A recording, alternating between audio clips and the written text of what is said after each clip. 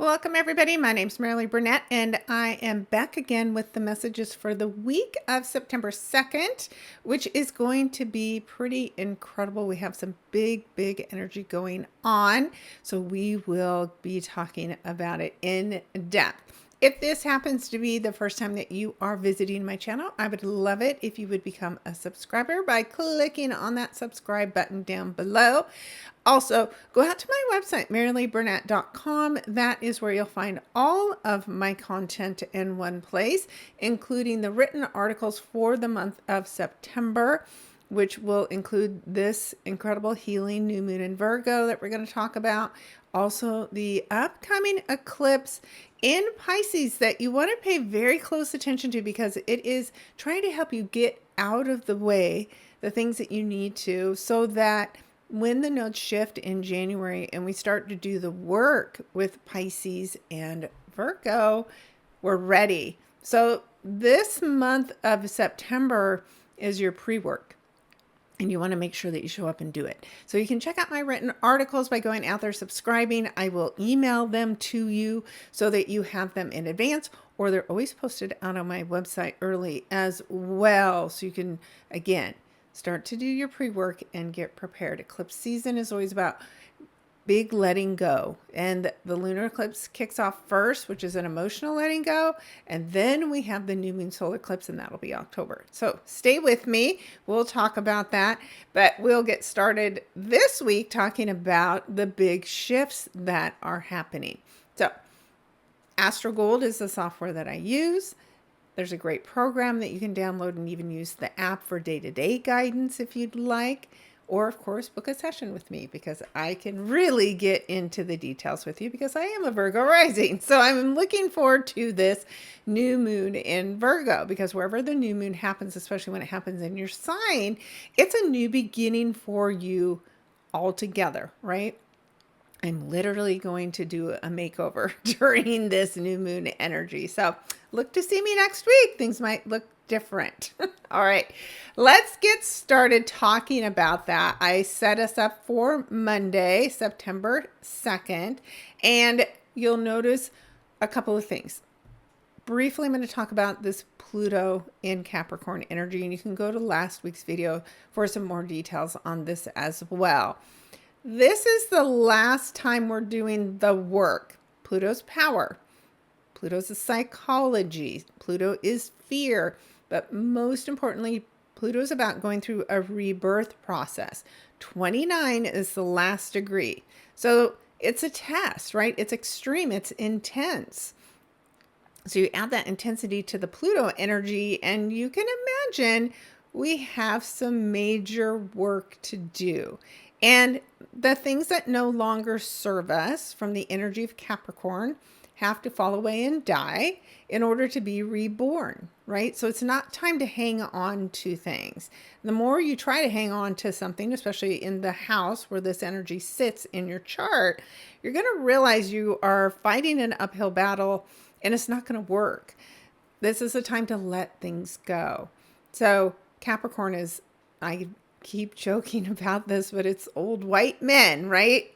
You think about this as a goat on the mountainside, very determined, ruled by Saturn, very hardworking energy, but it's time to work smarter, not just harder.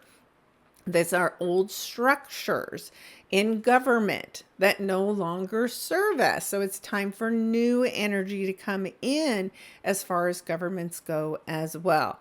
But there will be an intense fight because those who are in power want to remain in power. Same thing as corporations, right? We may see some shocking changes in who's in power and authority at the top. Because again, what doesn't serve us has to die. Not, literally, we're talking about figuratively, in order for something better, something stronger, something that'll last long term to be replaced. So we are now seeing that. You saw a glimpse of what could be coming for you back in mid-January, 19th, 20th. Those were the days when Pluto was kind of quickly moving through this last degree of Capricorn and headed into Aquarius, where it has been since.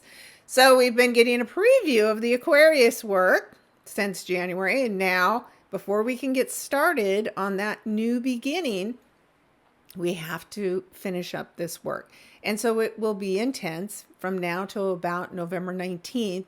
Part of that time, Pluto will be retrograde, the final look. And then when it starts moving forward, we have to be ready to move forward with something that's new and different. So wherever this is, know that that house and the work that you've been doing since I think 2008, which is when Pluto first came into Capricorn, you're ready for the full transformation. And then those of you who have planets, rising signs at this 29 degrees are going to feel this more intensely. So just know that that is possible, but join with the work. Don't fight it.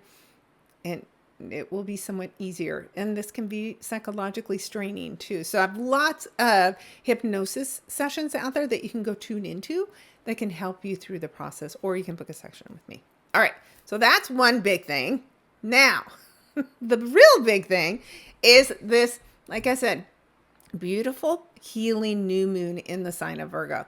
Now, I love how these both meet. The sun and moon always come together at a new moon, and they're meeting at 11:11. So again, make a wish. This is the most important time to be wishing for things associated with a Virgo. And this portal that's opening is a really big faded portal, right? So what do you wish for? It's time to get very clear on what that is. And if so far you've been focused on what you don't want, well, the good news is you have a list of what you do want by picking exactly the opposite of what you don't, and start focusing on that at this time. Now, this is a new moon wishing in an earth sign. So you're going to want to do something connected with the earth energy. You're going to do these wishes outside in the earth. You can plant. I love planting seeds in a pot, in the ground, something where these seeds can grow.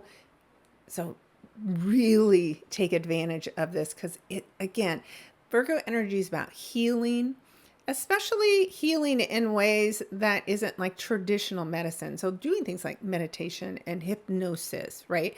Working with a naturopath, connecting again to things that come from the earth to heal us, like herbs, working with stones, like I have my rose quartz here.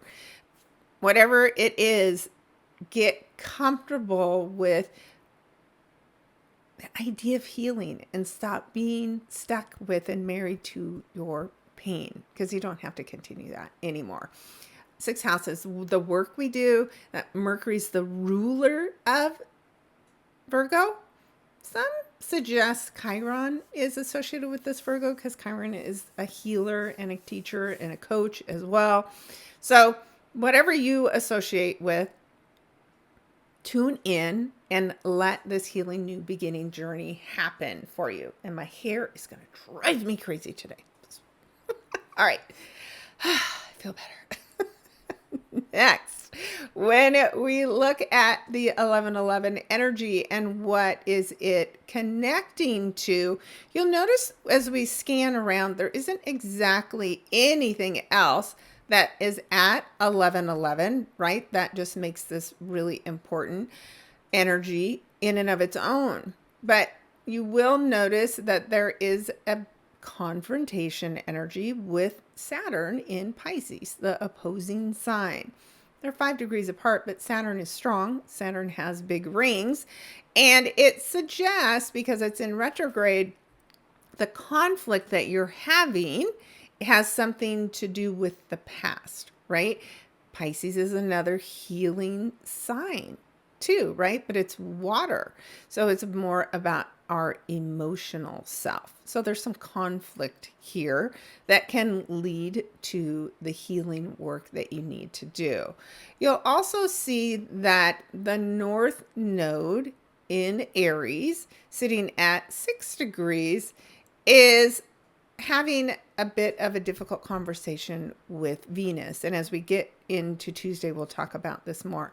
But it's there, and Venus is speaking with the South Node. So again, there's something about healing our emotions that are connected to the past and relationships. So again, whenever we have repeated patterns coming up, you know that the emphasis in the conversation is an important one to pay attention to.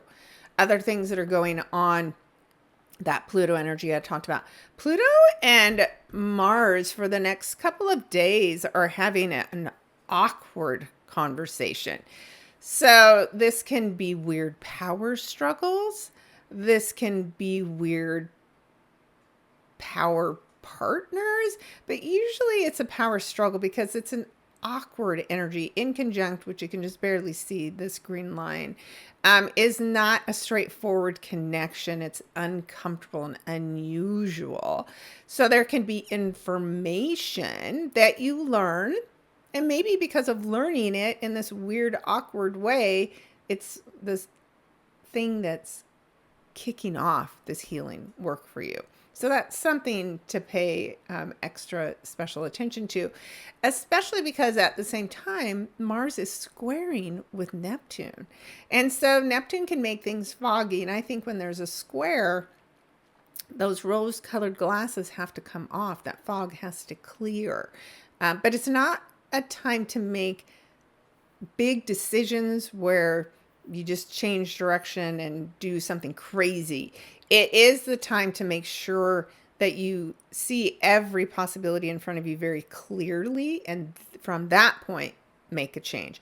But there might be some weird craziness going on during this time of this moon being blank, right? So it's a reset for us emotionally every month. The moon starts in a new place so we can do new work. Something that kicks it off is weird and abrupt. So those are just a few of the things that are going on. And then the last reason why I think this is healing in nature is because Chiron, as I mentioned earlier, in Aries, our self, is speaking in harmony with Mercury in Leo. So both are in fire signs, makes this a very passionate event. Mercury, the ruler of Virgo, officially, right? They're speaking together, right? So they're teaching us, providing the information, providing the conversation that helps kick off the healing work that we need to do. Now, it could be lots of other things. I just have that theme of healing coming up as I tune into it. So what that means for you, of course, is individual in nature. But let's take a quick look. I'll give you the rundown of what house this is impacting in your sign, and that can give you more of an idea of what that might look like. So I am starting with Aries. And Aries, since you are sitting right here, this Virgo energy happens in your 6th house. So how do I know that? Well, I do this based on whole sign houses, but when I do your reading, it's Placidus, but this is easier for the videos. So from Aries, we count the houses or the signs away from this as your rising sign to see, hey, where's this showing up for me? So 1, 2 is Taurus, 3, Gemini, 4 is Cancer, 5 is Leo, and 6 is Virgo. So a new beginning for you, Aries, that happens in the 6th house of the work you do, of your health, right? Of anything that you do on day-to-day activities. It could be pets, and it could be being of service. There's all kinds of things that fall into this 6th house for you. So set your intentions if you're looking for a new job, especially in the healing industry. This would be the time to make that happen. And then as we move on to Taurus, this happens in your 5th house. This is earth energy. It's a trine 120 degrees away. And so this is a very positive new beginning for you. 5th house is children. It's our hobbies. It's healing. It's the heart. So anything that truly speaks to the heart that you want, that you're passionate about, that's what you're ready to set your intentions for. Then as we move into Gemini, this is happening in your 4th house of home and family. So this is the time to set intentions for getting a new home, moving, starting something new within your family, healing any kind of family conflict or wounds. Those are all things that are really beneficial to you at this time. And then, speaking of home and family, Cancers, this happens for you in your third house, which is kind of funny because Gemini is the third and Cancer is the fourth. And so they're reciprocating here. And your third house, this is something to do with communication with your community, something to do with learning. So a new beginning in the community that you are a part of, and maybe you're going to start a teaching job. Next, we have Leo, and Leo, this happens in your second house. So this is about the money that you make. So you could be getting a new job, you could get a new promotion, you could simply be getting a raise. And you always want to make sure that you're doing things that you're obviously very passionate about and probably need to be in a leadership role. So maybe it's your opportunity to start something like that now. Then, of course, we move into Virgo. And Virgos, this for you happens in your first house. As I mentioned, I'm going to do a makeover. It's my first house. It's my image. What do I want to do? I want something new. And I did all the research while Mercury was retrograde. Mercury, my ruling planet. So I super love Mercury retrogrades. Not. So now that that's ended and moving forward, whatever you've been researching, Virgos, now's the time to get that started. So how do you want to be viewed? How do you want to view yourself, right? We look at this image every day in the mirror. So is it you? Is it other people's view of you? What do you want to start new and create this new image about yourself? And maybe it's just a healing energy that you need to go through or connect with. All right. Then we have Libras, and Libras, this happens in your 12th house. So the 12th house is things that are about healing the subconscious mind. So you're somebody who could really benefit from doing the meditation or the hypnosis type work, because that'll help you connect to whatever's stuck and trapped in your subconscious that you aren't aware of. And even if you are aware of, right, it's like time to be done and deal with that. Then we have Scorpio, and this is in your friend group, 11th house, new networking groups. It's about belonging, finding your tribe and where you can belong. And again, joining something or joining with someone, a group that will help you grow. And then we have Sagittarius, and this is your 10th house. This is about a new status and something new about your reputation and how people again will see you and recognize you. This has often to do with an opportunity that's related to your career. It could be related to your marriage status. It's something to do with your status that's changing and new. And I know this because my daughter and future son-in-law get married next weekend, and they're both Sagittarius rising. So I'm telling you, astrology's real. All right. Next we have Capricorns, and Capricorn, this happens in your 9th house. So this is a new opportunity for education, for pursuing your values, to really grow and expand. Maybe you're going to do foreign travel, right? 9th house is about foreign people and foreign places. You might want to check out your tarot card reading, because there is a really big opportunity for you there, and I won't give it away. So go check it out. All right, next we have Aquarius. So Aquarius, this is in your 8th house. And all that Pluto talk I had, Pluto rules the 8th house. This is about a rebirth process. It's, connecting with your partner in a very intimate way. It's also finances and money that comes to you from other people. So if you've been looking for financing, a loan, investment, a payoff of some kind, other people are going to help you create this new beginning.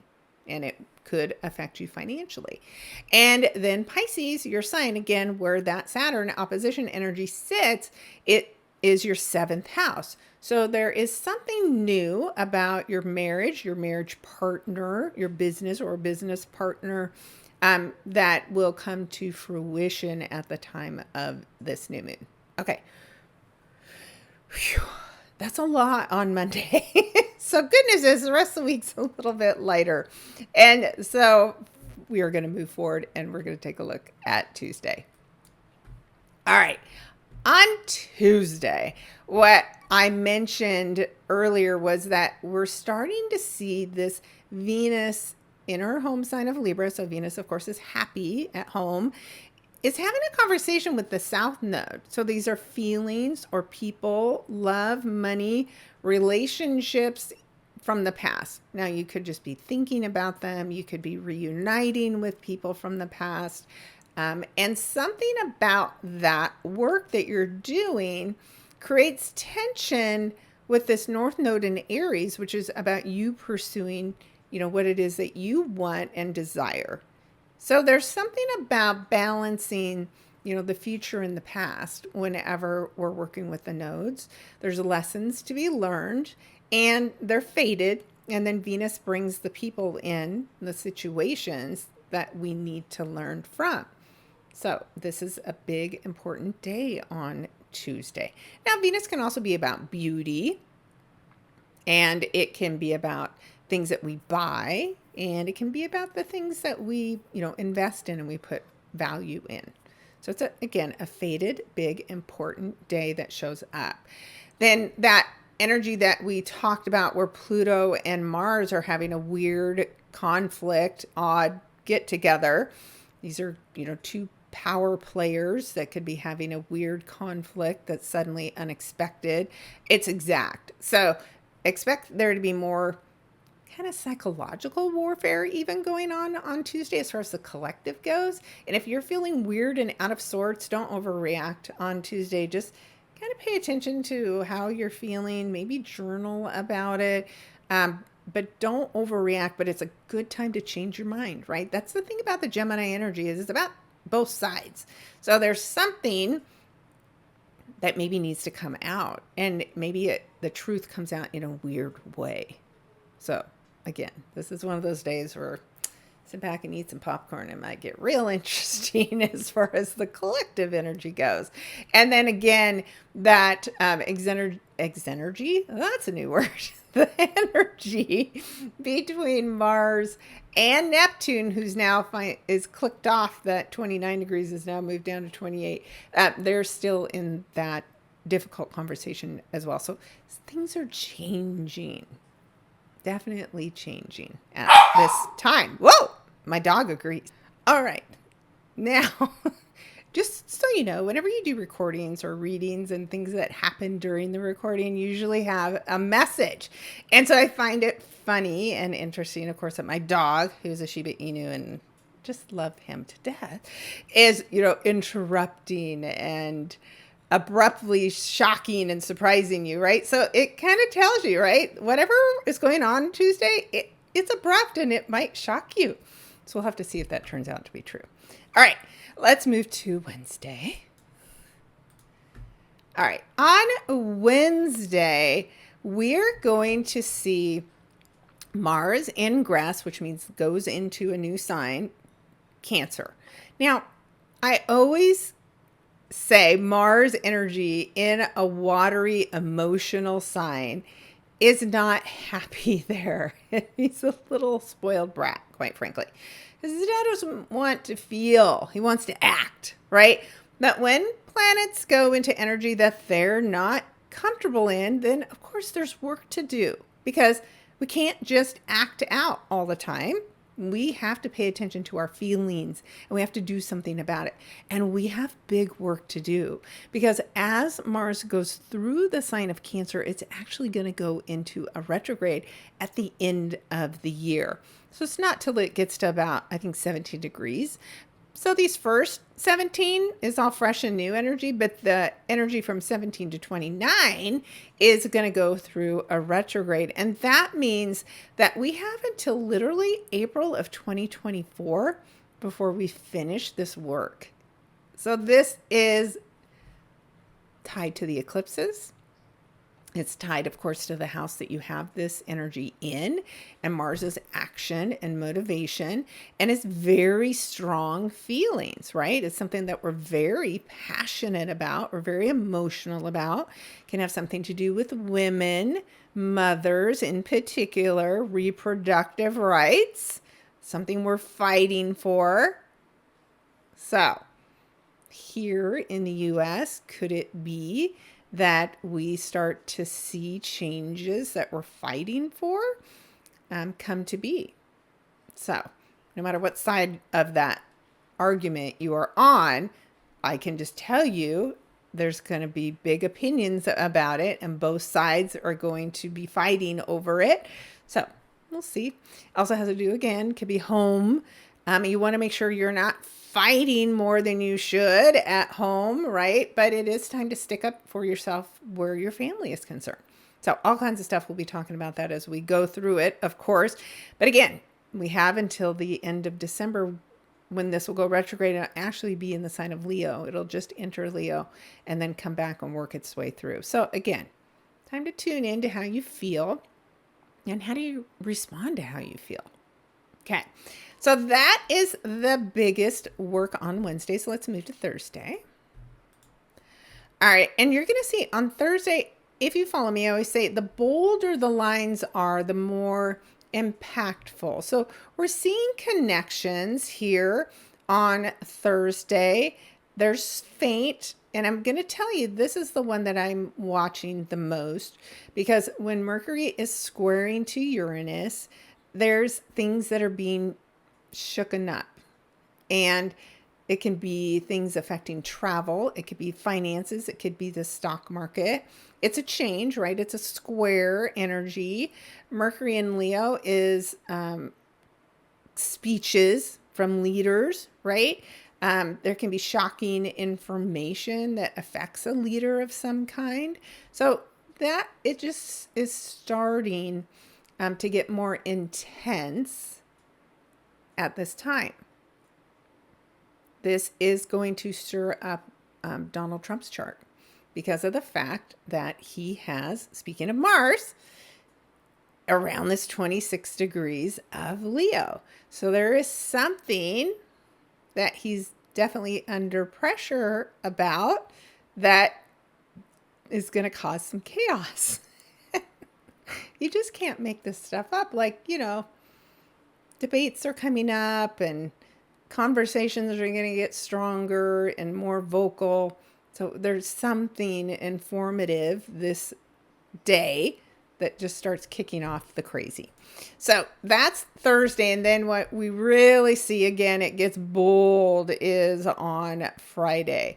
So again, Mercury moves the fastest. It is finishing covering off the territory from its retrograde. It's getting closer, but it's still moving forward over it.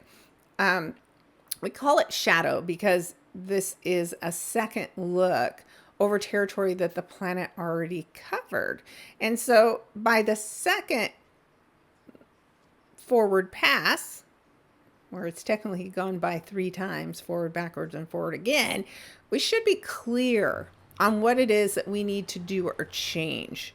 And a square, again, Uranus is about breaking free. It's an innovative energy. It's Taurus, beauty and love and money and the things that we value, valuables. So something about this needs to change, and this is like the final chance to change it. So pay attention to that. The moon's activated in several ways too. So trust your intuition big time on Friday. All right. And then on Saturday, it's still this square between Mercury and Uranus, but Mercury's moving forward. But I'm still recommending that you be careful traveling, right? Because Mercury rules travel. But again, that's going to depend. Is it in your 3rd house? Is it in your 9th house? Where's this square energy coming up for you? That's what's really going to determine, where this change and this crazy, unexpected nature of energy happens. And sometimes Uranus in Taurus is earth, right? So the earth shaking. There can be earthquakes, right? Which would impact travel. So just be cautious these couple of days. And just give yourself a lot of time. And then the other energy we have on this day is that Saturn opposed the Sun energy.